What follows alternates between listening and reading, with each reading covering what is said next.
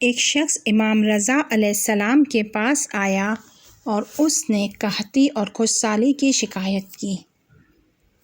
امام رضا علیہ السلام نے اس سے فرمایا کہ جاؤ استغفار کرو۔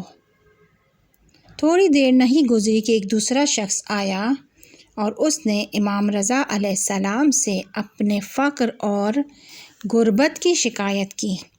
حضرت نے اس سے کہا کہ استغفار کرو۔ تھوڑی دیر نہ گزری تھی کہ ایک تیسرا شخص آیا اور حضرت سے کہا کہ آپ میرے لیے دعا کریں کہ خدا مجھے بیٹا عطا کرے۔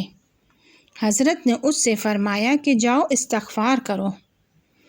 وہاں موجود ایک شخص نے حیرت سے امام رضا علیہ السلام سے پوچھا کہ 3 مختلف لوگ آئے کہ جن کی خواہشیں مختلف تھیں، لیکن آپ نے سب کو ایک ہی سفارش کی، ہر ایک کو ایک ہی مشورہ دیا کہ جا کے استغفار کریں۔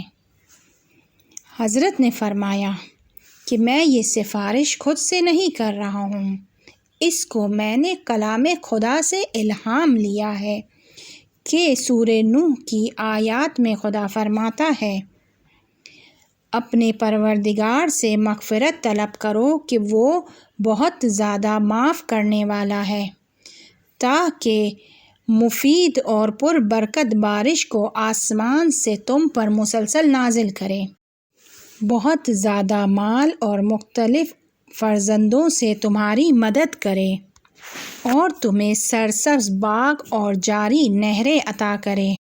لہٰذا میں نے ان 3 اشخاص کو استغفار کرنے کی سفارش کی۔